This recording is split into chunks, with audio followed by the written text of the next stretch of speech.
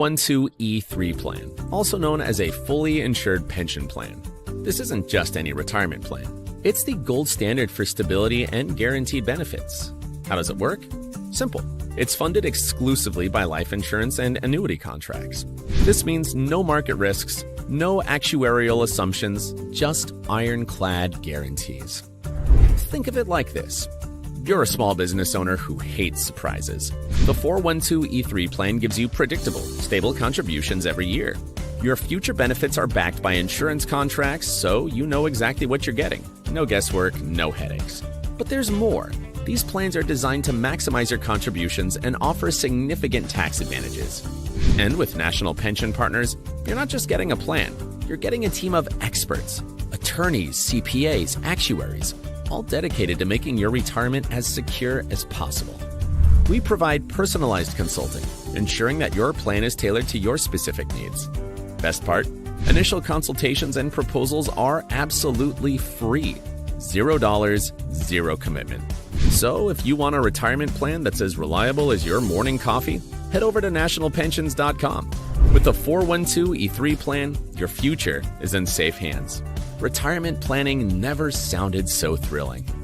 Perfect for small business owners who like their finances as predictable as Monday mornings. Stable contributions, ironclad guarantees, and serious tax advantages.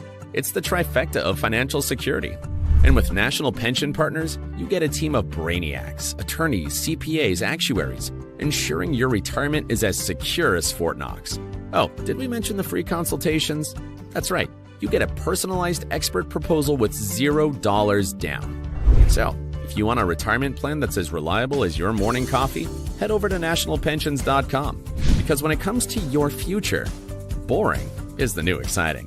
Retirement planning never sounded so thrilling. For more details, check out National Pension Partners at nationalpensions.com. Retirement planning never sounded so thrilling.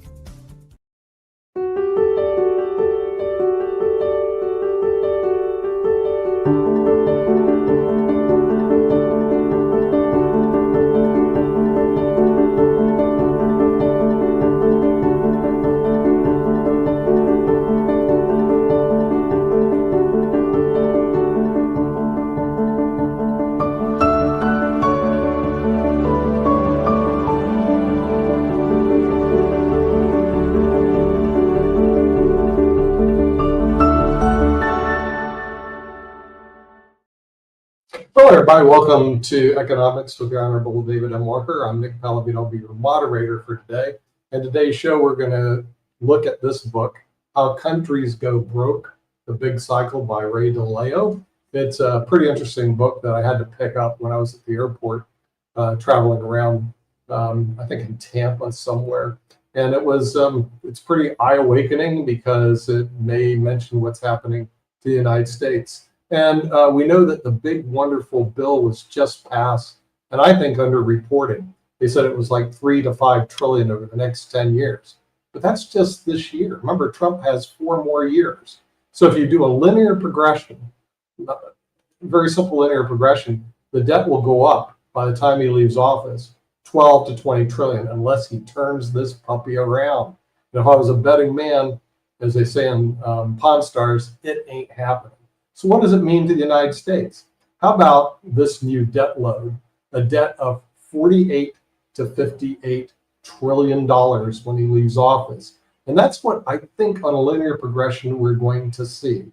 But there's somebody who has better insight this than I do because he lives in the Washington, D.C. area, the Honorable David M. Walker, the former Comptroller General of the United States, who thought the debt was out of control when it pushed over $1 trillion, but look, you know, it looks like we're heading toward maybe 100 trillion. So, David, this I think the media really underreported this. I mean, if you just do a linear progression, I know Americans are math challenged, really, seriously. But all the media people said, well, it's 3 to 5 trillion over 10 years, 3 to 5. But wait a minute, this is just 1 year. This is his first bill. But if you multiply it times 4, aren't we looking at the debt going up 12 to 20 trillion when he leaves office, assuming all he does is the same thing over again, and 48 trillion to 58 trillion will be our new national debt when the new president takes over. But please tell me that I'm wrong. and that this is I think, and it ain't going to happen. But this is what I'm looking at. All right, first, let's talk about what the estimates are with regard to the impact of the One Big Beautiful Bill Act, which some people call the Big Budget Buster Act, but reasonable people can and will differ on that. First, the estimates are over 10 years. He's obviously only going to be in office 4 years. He's not eligible to run again because the Constitution makes it clear you can only have 2 terms as president, even though they may not be consecutive terms.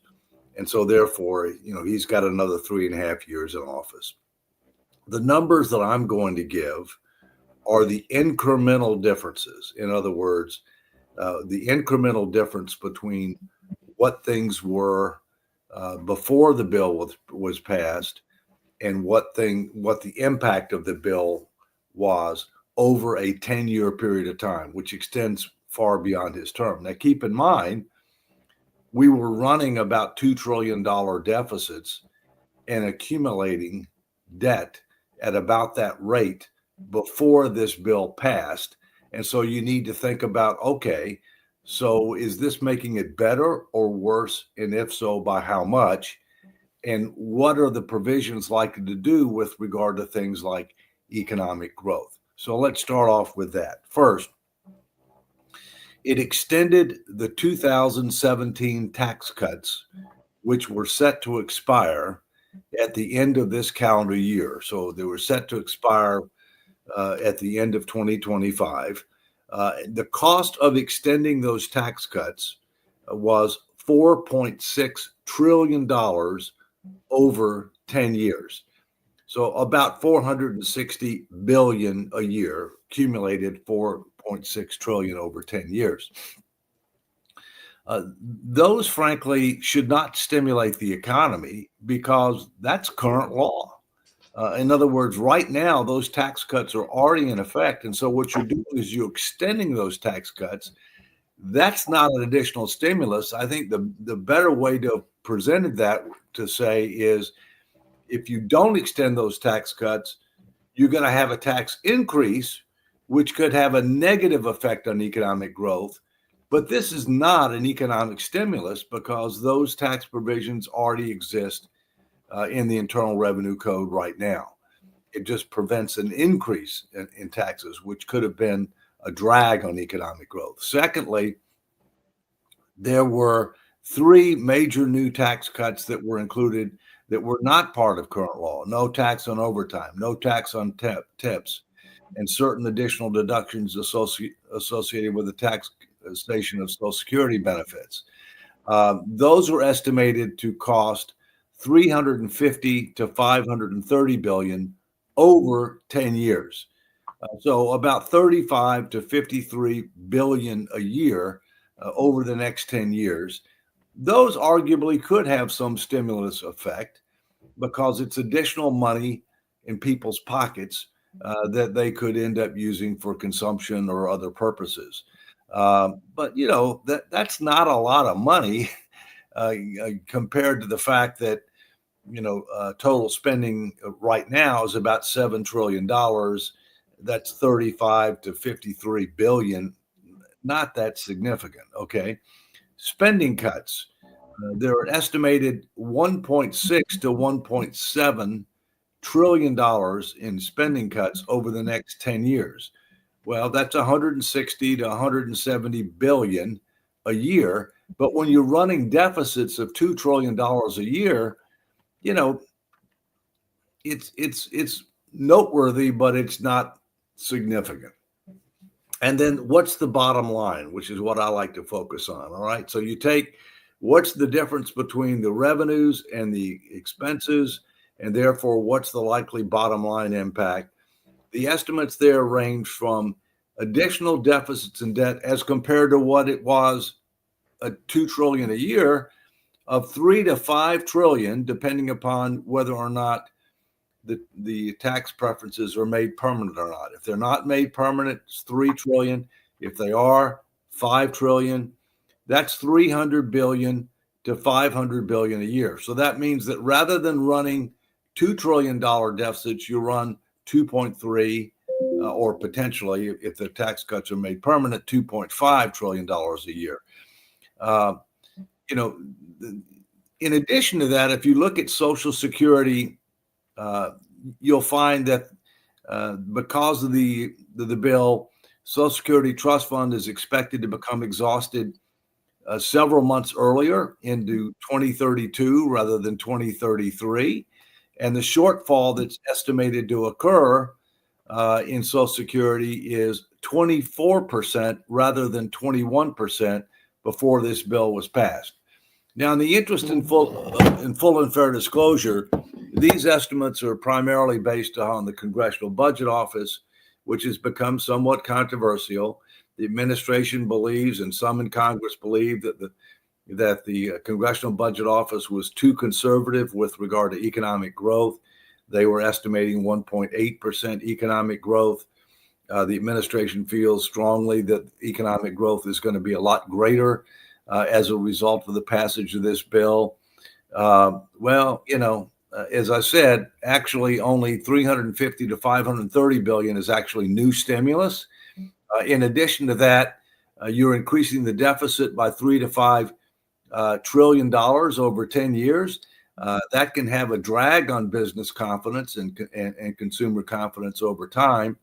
And so as a result, the jury is very much out as to how much of an impact this is going to have on economic growth. Now, I think that there are other steps that the administration is taking that clearly could have a positive impact on economic growth, such as, deregulatory actions that they're taking, such as increasing energy independence and therefore reducing pressure on energy prices, if you will. So those are a couple of things that could help additional economic growth. But depending upon what we do with regard to our demographic challenges and our immigration policy, those could have an effect on growth as well, either positive or negative, depending upon what we do in those regards. So bottom line, the bill helped the president to be able to deliver on a vast majority of his campaign promises. Enhance border security, beef up, the Defense Department, deliver on most, but not all, of the promises that he made with regard to taxes and tax relief. At the same point in time, while there may be some short-term gain, it increases the risk of long-term pain. It makes our structural deficit challenge worse. And so the real challenge is, what are we going to do in order to be able to diffuse our ticking debt bomb? Because this makes it worse, not better. And in that regard, within the next few days, I'm going to have a new op-ed published that uses the theme "Wimpy is back." And what I mean by wimpy, well, those of you that are a little bit seasoned may remember the Popeye cartoon series, where one of the characters was Wimpy, and Wimpy was always saying, "I'll gladly pay you Tuesday if you give me a hamburger today." And to me, the One Big Beautiful Bill Act is very reminiscent of that saying, because Congress ended up passing what the president wanted to give him what he wants today, but it did little to nothing to be able to diffuse our ticking debt bomb, and said, "Oh, we'll get to that on Tuesday." The problem is Tuesday never comes. Okay, but our panel has come from around the world. Before we get into that, I just got back from Budapest, Hungary, and I was reading about the tax structure there, which was very interesting. For years, if you were of noble birth, you paid no taxes. You didn't even pay tolls. I'm serious. That was the law. If you were a serf or a tradesman or from non-noble birth, you paid taxes. And of course, the Hungarians, they really didn't like that. And the reason I'm saying this, if you look at the new bill, my brethren tax attorneys are already lapping this bill up because, first of all, as you know, Blake loves Oz, the wonderful world of Oz, because it allows people to sell their businesses and pay no capital gains taxes. So, or get out of stock positions with no capital. But they've now added another one. And this new one you'll find very interesting. if you build a building like that building behind you, but you're going to use it for manufacturing products, you get to write off the entire building. Usually you have to depreciate it over years. But David, you're a CPA, you have to depreciate it over 15 or 30 years. How would you like to write off the whole thing? So the tax attorneys are just having a field day on how they can make rich people richer under this new bill. But with that, we're going to bring in our panel. I just find it hilarious. I mean, if you're wealthy in America, this is good news because you're going to get more wealthy. If you're poor in America, this is bad news because your Medicaid's gone, your Snaps, Crackle Pop's gone, and basically your life is going to suck. So my suggestion, get rich in America quickly, or else it's going to be really hard for you. We're going to bring in Sharif from Bangladesh to hear what the Asians have to say about this. Our Canadian friends who are still talking to us, Lee Sasha Starres, and then we'll go to the left coast with Rick Rosner, our resident genius, who I don't know if he's all right. seen. Here's a growing job area, which is catering to the people who have the money, the rich people. So rich people will always, even when everybody else has to rely on robots in 50 years, rich people will want personal staff. So learn how to get on your hands and knees and be a coffee table for rich people. And you could probably earn $25 an hour doing that in 2030. Well, actually, there's a whole industry called family offices that have developed that if you're an accountant or you're a tax preparer and you want to work for a family office, what happens is that your goal is to find all these strategies to drive wealthy people into so they can minimize their tax liability. Because I can promise you, their biggest budget item, as much as people want to say, oh, poor people pay taxes. No, the biggest budget item wealthy people have is the federal income tax, unfortunately. And it is what it is today. So this one is a big relief program for the 1%. So the 1% who are smart enough to take advantage of it will do so and stay in the 1%. But there's a group of them, I'm telling you, because I used to work with them every day, that won't take advantage of it. They're going to fall into big tax liabilities. But the tax code is not simple. Every year, the book comes out every year of this year's tax code. It's about this thick, right? And thicker, much thicker. Okay, I saw my dad's. He was a CPA in the 70s. They were this thick in the 70s. Maybe they're this thick now. But if you can afford it, it's nice to have a person you can call, because you can't call the IRS because the IRS has been starved of money by the government. They don't pick up their phone, or if they do, you're going to wait for 2.5 hours. So yeah, maybe that's a growth industry, becoming a CPA. Yeah, might be true. Yeah, what do they have to say in Asia, Sharif? Because the thing is, what we do does affect everybody around the world, and I know that also the trade policies have affected people in Asia. So what are the thoughts in Asia? Yeah, thank you. This is very interesting discussions, and I think our audience, I already share your today's dialogue, is very much interested about USA, country like Bangladesh, Vietnam, India. Everybody has strong engagement with US economy.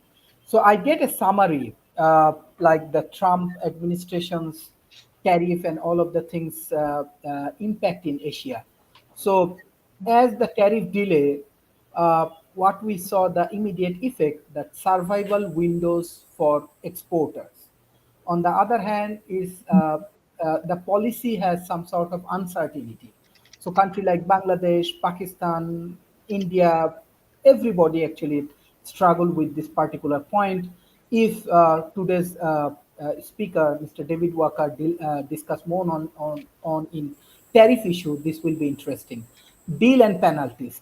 What we are observing, shift in the trade flows, compliance burdens, many things happen in USA. So it's actually continued the fragmentations in supply chain in Asia. Like example, Bangladesh has strong engagement with our garments industries. So our supply chains and all of the things have some lot of uncertainty. Market reactions, we find that in Asia, elevated volatility and capital outflows and currency pressures inflations heavily happening in Bangladesh or in Asia. Policy is the most important factor. So government is very much curious, and they are doing their task force in that particular times. Expert like David Walker, Nick Palveda, they can consult with different government to develop their policy and all of the things. And what will be the long-term regional integration? This is important.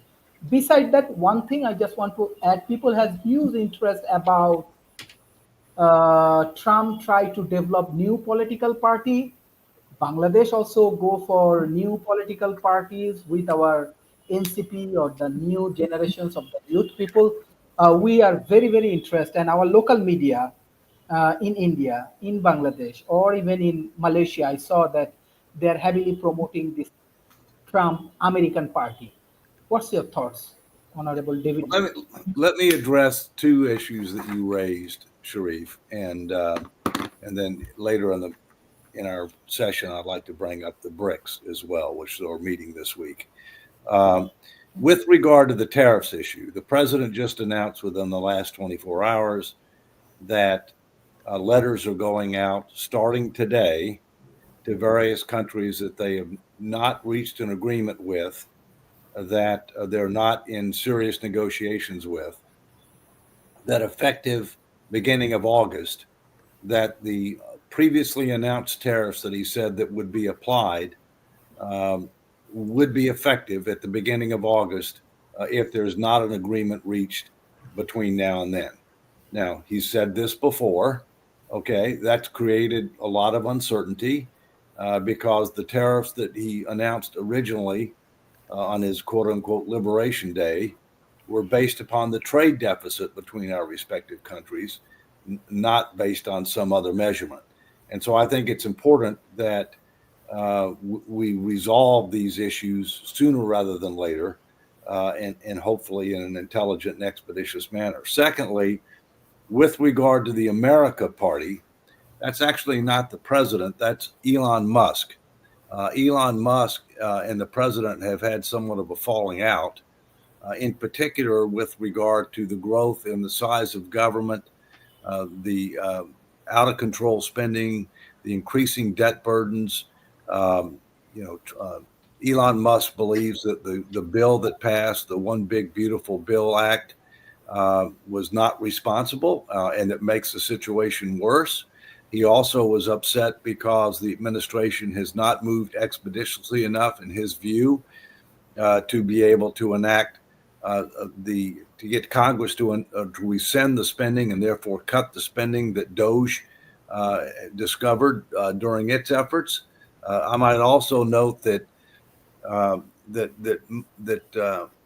that Musk has said that he wants to create this new party because both of the major political parties are broken, the Republican and the Democratic Party. He believes that there are several issues that need to be addressed that aren't being addressed. In particular, how do we put our finances in order, which obviously I'm very much involved with.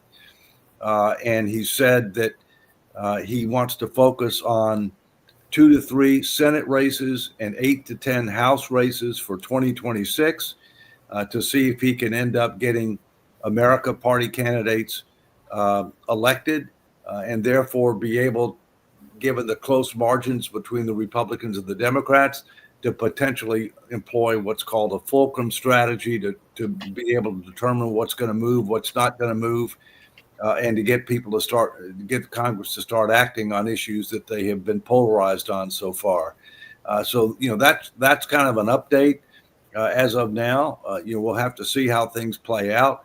But I think, as we all know, people don't like uncertainty, including businesses. And while the One Big Beautiful Bill Act has now been passed, and so that uncertainty has been eliminated, in particular whether or not the tax cuts would be extended or not, the tariffs are still a major uncertainty that needs to get resolved, hopefully sooner rather than later, and then we can come back to BRICS. But go ahead. So how much less could we pay in interest on our debt if we could convince the world that we're not a bunch of crazy people? Like with the well, yeah. Look, I mean, Trump is putting a lot of pressure on the chairman of the Fed to try to lower interest rates. And the chairman of the Fed has resisted that pressure, in part because of differences of opinion on what the impact of this new bill will have on economic growth. And in addition, because of the uncertainty that is being created by the tariff situation and what the impact that might have, not just on economic growth, but on inflation.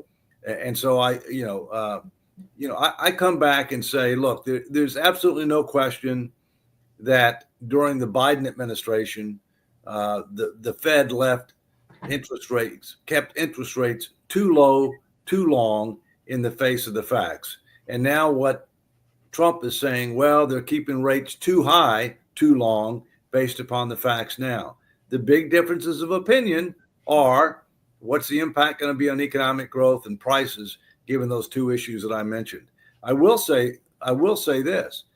Every major Fed chairman, every head of GAO, every head of OMB, every head of the Congressional Budget Office, every Treasury Secretary has said that this country is on an imprudent and unsustainable fiscal path. And that has not changed as a result of the adoption of this bill. And therefore, the real problem is not the Fed. The real problem is the Congress and the president working together to start putting our finances in order. If we do that, then I can assure you that the Fed would probably be more reasonable with regard to this matter. But look at it this way. I mean, here's part of the problem we have, Rick. We're running deficits of $2+ trillion a year, right? But a lot of our debt is financed fairly short term. And in reality, if you look at calendar 2025, we not only have to finance that $2 trillion plus in new deficits, we have to finance $8 trillion in debt that is maturing. Okay. And to the extent that that debt was issued at a lower interest rate, then that means that we have to end up paying the incremental difference in interest costs because the interest rates have gone up. And so you can calculate the numbers for every 1% difference in interest rates, okay, on let's say $30 trillion of debt held by the public, because that's probably close to where we are now after the debt ceiling has now been raised by $5 trillion. You got $300 billion. That's real money. And our fastest growing expense is interest, for which we get nothing. And the second largest line item for expense is interest. The only thing that is bigger than interest is defense. Okay. We'll hear from I looked up if we can grow our way out of it, because like the Depression, we tried all sorts of stuff after the market crash in 1929, and some stuff worked a little bit, but what really pulled us out was World War II. World War II, right. So, but we don't want another world war. So you look at AI, which is predicted to double the world's GDP. But I looked at the impact of the U.S. on the U.S. It's not that great. And for every, extra economic oomph AI gives to the U.S., it also screws us a little bit by getting rid of jobs. So we can't grow our way out of this. Look, the truth is, Rick, anybody who says that we could grow our way out of our fiscal challenge would flunk math. It's as simple as that. The numbers don't come close to working. Do we want pro-growth policies? Yes. Can growth help in trying to reduce our debt to GDP? Yes. But you can't just grow your way out of the problem. You need pro-growth policies. You need to reduce projected spending, and you need to increase projected revenues. The public supports about a 3-to-1 ratio of spending reductions to revenue increases. The problem is primarily a spending problem, but not exclusively. You can't solve it just through cutting spending. You can't solve it just through raising taxes. Everything's got to be on the table, but not everything is equal. Some things are more important than others. Some things only the federal government can do. You do need a solvent, sustainable, secure social safety net for those that are truly in need, but we've gone way beyond that. Yep. We'll hear from our friend from Canada, Sasha Starr, see what the Canadian position is on this. I was listening today on CNBC interview with Bassett, and he said that this week there will be a lot of trade deals announced, and that would revive the public confidence. The stock market could go higher as a result of it. At the same time, there is a conflicting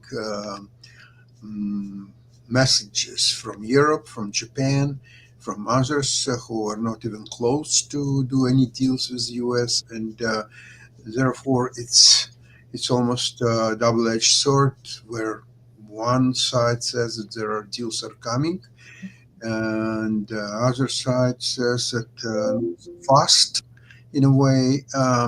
This is kind of becoming a very interesting exercise.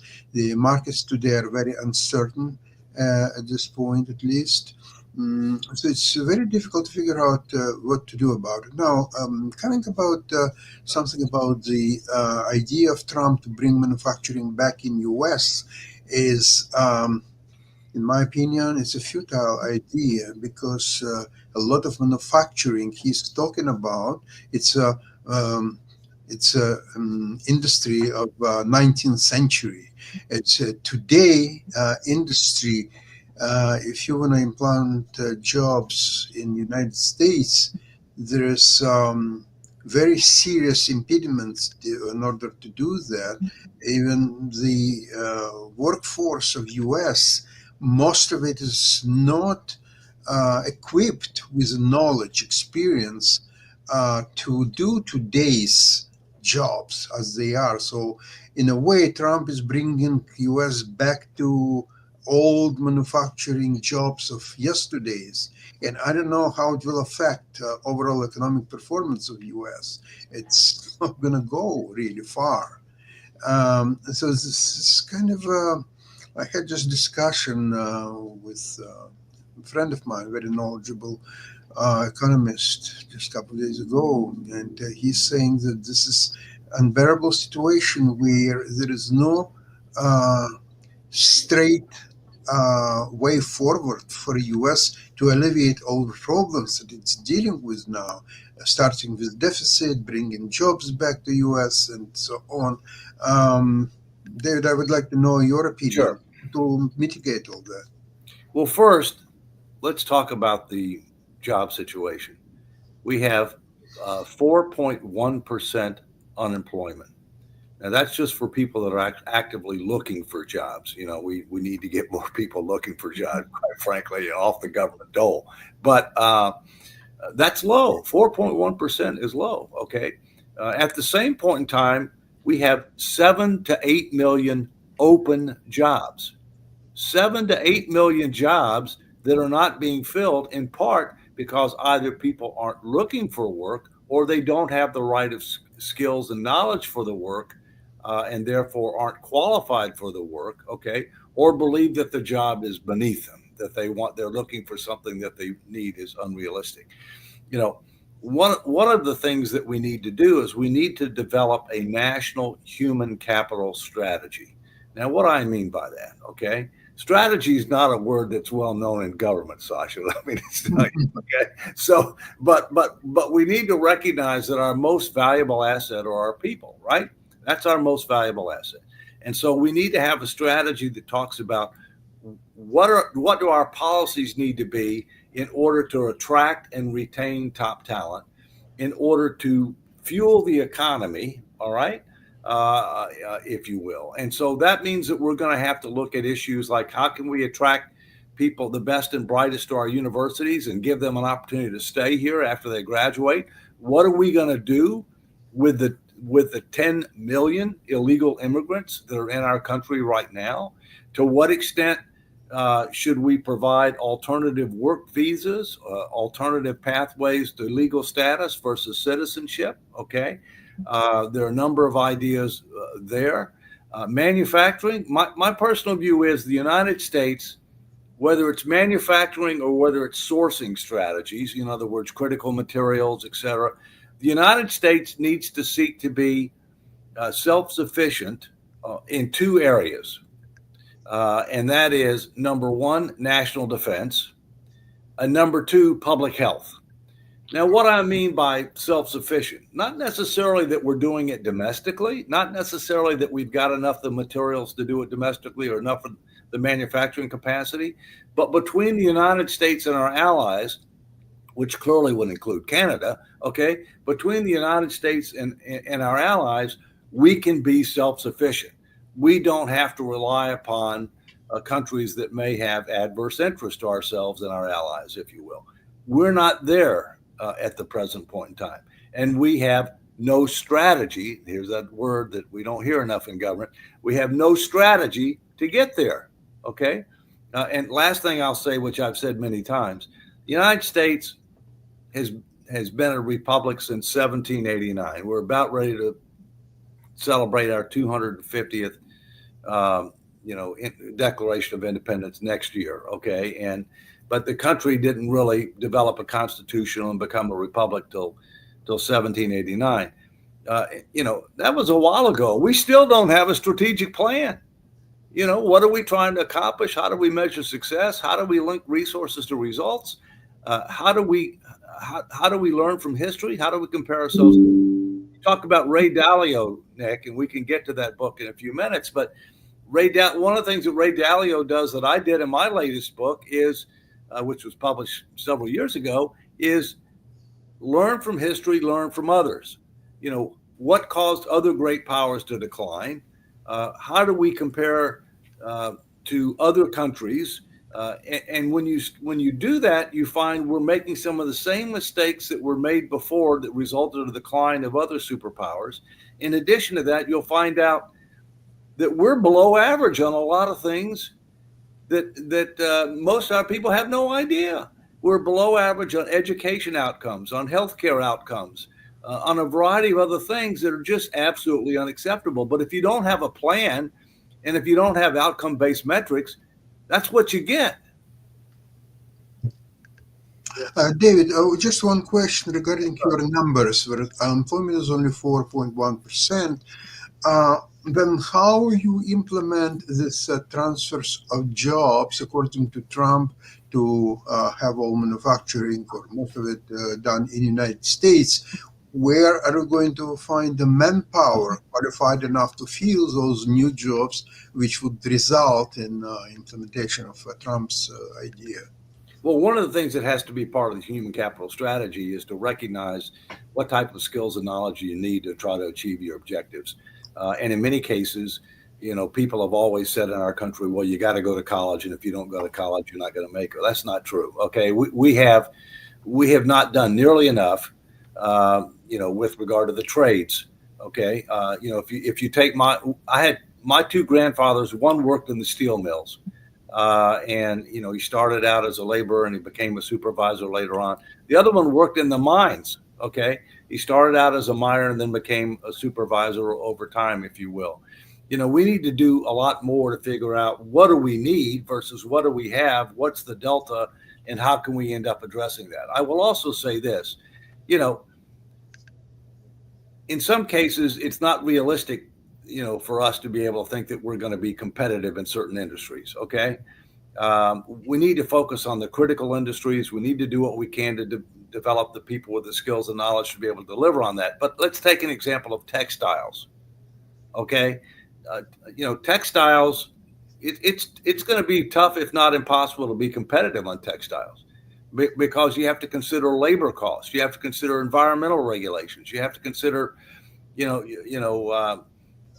labor standards, okay, safety standards and things of that nature. And there are going to be certain areas that are not critical to our national security, that are not critical to public health, that we shouldn't seek to be self-sufficient on. And we're not going to be able to be competitive, okay, because our consumers want adequate quality and reliability at the lowest price they can get. That's what they want, okay? In some cases, you got to pay somewhat higher price and that's okay. It get better reliability or because of national security, public health, or other reasons. That's okay. But even in the area of public health, we pay a way disproportionate share of the global R&D for prescription drugs. That shouldn't be the case. We shouldn't be bearing an undue burden with regard to the R&D cost of prescription drugs. Rick? So I'm wondering about the wiping butts industry. The youngest boomer. Is that manufacturing? I didn't think that would. Go ahead. No, it's Japan has been dealing with this for more than a decade. I The understand. youngest boomer in the U.S. is 61 years old, and people need care. It's wildly expensive to keep people alive in their 80s. You need somebody there 24/7 to keep old people from falling over. Falling over kills, I don't know what percent of old people. And so we need employment, and we need, in Japan, they have robots that help with care because they don't have enough young people to help care for all the old people. Yeah. We're facing the same deal.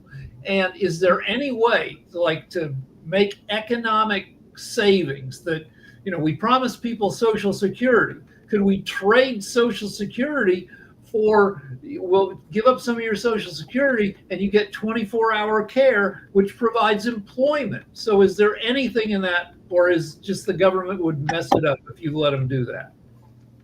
Well, I think that's an example of something where you need to think outside the box and think about how do you re-engineer things in order to recognize the reality. I mean, I will tell you that I think we are going to have a lot more robots to do a lot of things. We do have a serious elder care challenge. You're right that we have a disproportion of seniors who fall, break their hip, and seriously adversely impacts their mobility and potentially their life expectancy in some circumstances. Again, this is just one little piece of a more comprehensive human capital strategy. All right. I mean, the other thing we need to do is we need to recognize that most seniors want to stay in their home. And that we need to make sure that our public programs, such as Medicare and Medicaid, as an example, will facilitate that, in a cost-effective manner. Because believe me, going into a nursing home or going to a hospital or whatever is not a cheap thing. No, and neither is 24-hour care. And you need somebody sitting by the bed at 3 a.m. in case the old person gets up to try to go pee, because that's when they fall down.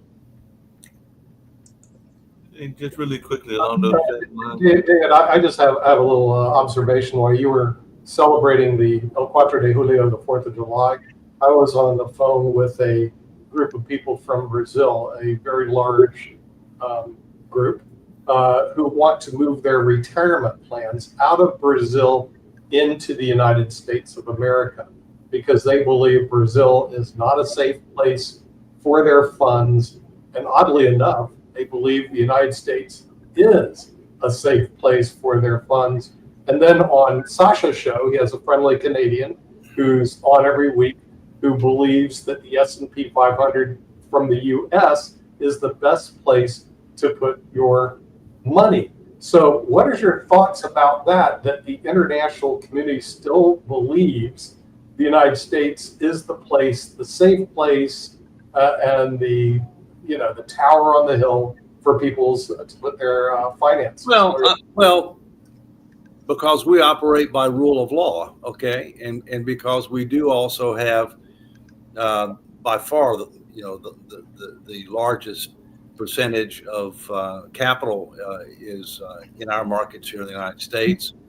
Furthermore, we have the Employee Retirement Income Security Act, which, as you know, I used to be Assistant Secretary of Labor over that provides protections, with regard to assets that are dedicated for retirement income, at least as it relates to pensions or defined benefit or defined contribution plans, not as much for the retiree health care and other types of employee benefit plans.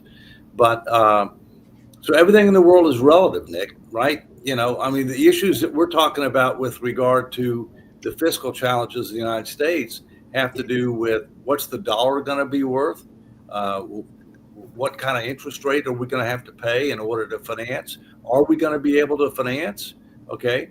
What are the potential implications with regard to, our percentage of global reserve currencies? What are the potential implications with regard to inflation? What are the potential implications with regard to economic contraction? What are the potential implications with regard to unemployment? Just to name a few, right? And so it really, it really relates. We're talking about two different dimensions, I think. As far as what the issues are that people need to be concerned with, that we talk about on the show. Okay. Before we discuss, we need to just wait. John has a question from Canada. That's great. Yeah, a question for Dave, if I can. So, how much do you look at income inequality in America, and I guess challenges going forward? I think it's a real issue, John. I mean, we've had growing income inequality. In many cases, some people argue that we're headed back to the Gilded Age. Teddy Roosevelt, who's one of my favorite presidents, who was viewed as progressive, had a different intent back then than it does now. The term progressive, but he did a number of things to try to break up the trust and to try to be able to, address that issue. I think it's something we do need to keep our eye on. It is a challenge. A complicating factor is, while there's a greater concentration of wealth in a smaller percentage of the population, and while one can debate that they should be bearing more of the burden with regard to the cost of government, they do pay, a disproportionate share of taxes, income taxes, at least to the government. We have over 40% of our tax filers that don't pay any income tax whatsoever, zero. We have 20% of our income tax filers as individuals who actually not only don't pay any income tax, they get money back because of the earned income tax credit, child care refundable tax credit, or whatever. So I'm a big believer that we need to engage in a much more comprehensive reassessment of our tax code to make it simpler, fairer, more competitive, to get the wealthy to pay more, and to get more people to pay something, among other things. Here's something I was surprised to find out about the Gilded Age, which was basically the 1880s or so. Yeah. It wasn't called the Gilded Age because things were made of gold and everything was awesome. It was gilded meant gold plated. It was called the Gilded Age because there was a thin coating of gold over a bunch of crap. So yeah, you have the thin coating of rich people over, the underclass of everybody else suffering. Well, but it's also, if you look back in history, which we talked about earlier, the Romans started doing that too. Right. Yeah. And keep in mind why Rome fell. Here's a few reasons: fiscal irresponsibility, political incivility, moral decline, overextended military, and inability to control its borders. Do those sound familiar? Yeah. So have any countries managed to pull back from this situation? Hopefully we will. What are some examples of countries who are like Greece seemed to be in a ton of trouble 8-10 years ago? And you bail them out. Yeah, we bailed them out. We don't have anybody to bail us out. That's the difference. Okay. Yeah, we're too big to fail. Mark Lee. Yeah, I got a quick question for you, and you'll love this one, David, because as you know, I'm involved with a lot of festivals, so that's what I was doing on the 4th of July weekend, and so I did that on the 4th and the 5th, and we were actually teasing one of the vendors, not physically or not like in their face, but we were just teasing among ourselves, some of the organizers and everything like that, because they were in a business that is a necessary business, but it was at a festival that was celebrating the environment, celebrating good music, celebrating art and everything like that. But one of the vendors, it claims to be North Carolina's first modern eco-friendly funeral home. So yes, there was a funeral home out there that deals with cremation and aquation and all along those lines. So are we prepared, and are we financially dealing with the economy of the fact that unfortunately none of us are going to be here forever and all along those lines? So like I said, we were giving them a hard time because they were out there among kids and folks who were out there in their swimming suits and everything else, because it is the celebration of a state park and there is a state river out there as well and everything. But are we dealing enough with the end of life kind of things that we all will face at one point or another? No. And one of the issues that has to be dealt with as part of taking a look at our healthcare system is the end of life issue. And as you may know, Mark, I've done a lot of things during my lifetime. One of the things that I was tapped by the Institute of Medicine to co-chair the End of Life Committee. So I co-chair the End of Life Committee with the then, and I think he still is, dean of the medical school at Stanford University out in California. And we issued a very comprehensive report that you can find on the Institute of Medicine's website, I'm sure, about some of the issues that we need to be focusing on there, because a very disproportionate share of total healthcare costs come in connection with end-of-life issues.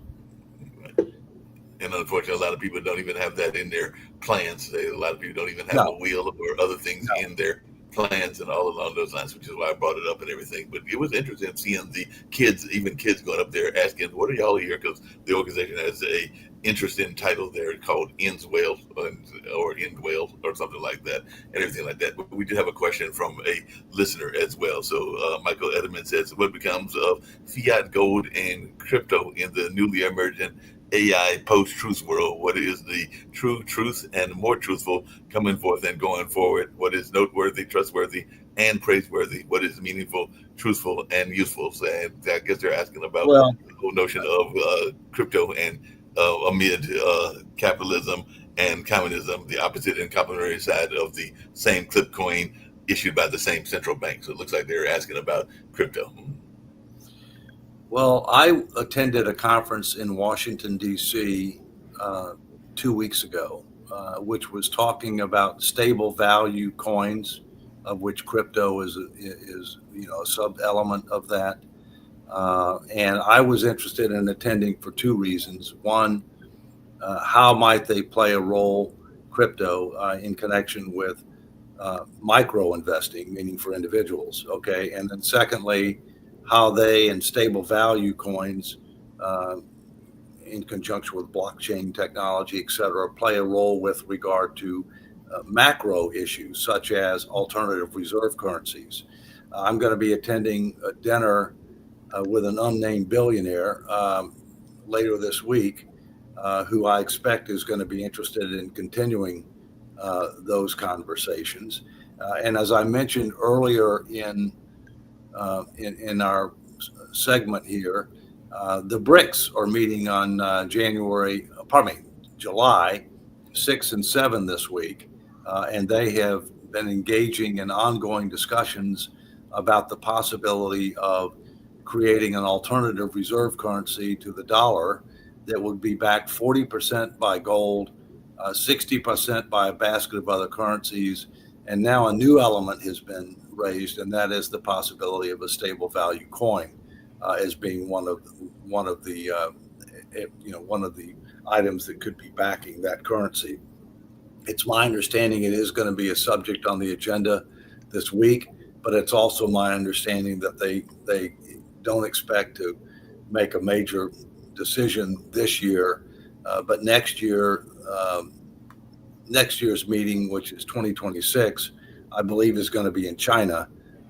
They've targeted it as a key date to really focus on this issue. And that's something that I think we need to pay more attention to.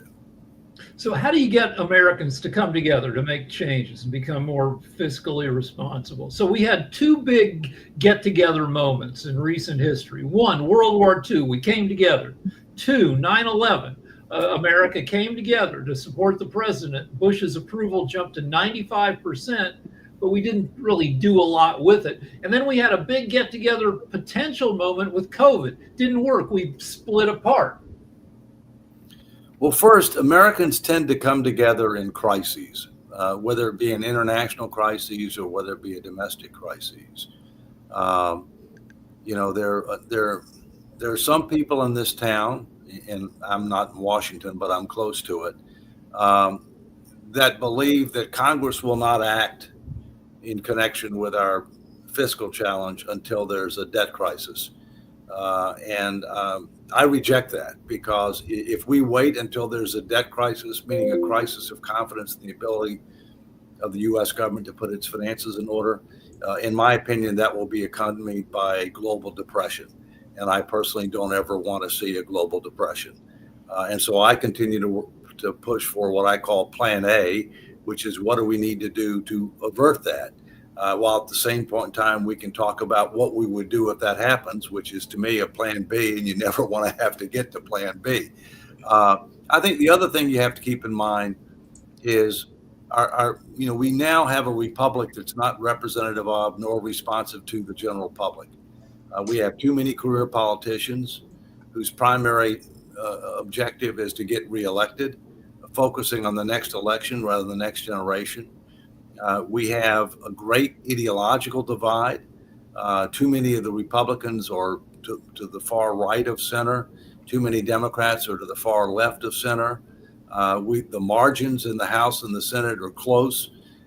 So one side doesn't want to give a victory to the other side. Every election is about who's going to control. There's a huge difference between whether or not you're in the majority and the minority, especially in the House, but in both houses of Congress, it's the case. And the other thing that I've noted since I've done citizen education engagement in 47 states, DC, plus a couple of U.S. territories, is that people are a lot smarter than the politicians realize. The politicians don't tell them the truth. They don't tell them the truth, okay? And if you just give them the facts, tell them the truth, help them to understand what the adverse consequences are if we do nothing, the benefits of acting sooner rather than later, solicit their input, present things in a comprehensive and integrated fashion, you can get agreement. And that's why I believe very strongly that we've got to have a constitutional amendment that will force Congress to make these tough choices on a recurring basis. We've got to have a statutory fiscal commission that will engage the American people with the facts, the truth, the tough choices, and set the table for an up or down vote in Congress. And we've got to have a different approach to right sizing and reforming the federal government than DOGE did. And so I continue to work on those efforts and others because I refuse. How do you inform the people? Because the major news channels, the 24-hour news channels, they're ignorant. They work off a division. They do not work off of pulling people together. Well, I recently sent, and I haven't gotten any response and probably never will get a response. I recently sent a registered mail letter to the chairman and CEO of CNN because the CNN that I remember when I lived in Atlanta, when it was owned by Ted Turner, was the gold standard, okay, of being able to actually do news and to be able to have informed discussion and debate. They're not that today, and I sent him a letter suggesting they need to return to that because their market share has plummeted and their objectivity has taken a major hit. Haven't heard back, but you have to go directly to the people. That and it takes an official government effort. That's why I say it's got to be a statutory commission. It's got to be funded to do this kind of education engagement, in person, online, in the media, etc. I have great confidence in the first three words in the Constitution: "We the people." And we're about out of time, so I do want to thank the Honorable David M. Walker, the former Comptroller General of the United States, and also our special guests from around the world, from Asia to Canada. And we'll be discussing this next week, of course, on economics with the Honorable David M. Walker. And hopefully we'll still have our country around because people still are investing in the United States, David. I mean, I get calls, hey, they want to come here. They want to put their money here at least. So I'm good to go. All right, we'll see you next week. That's great. Take care. Thank you.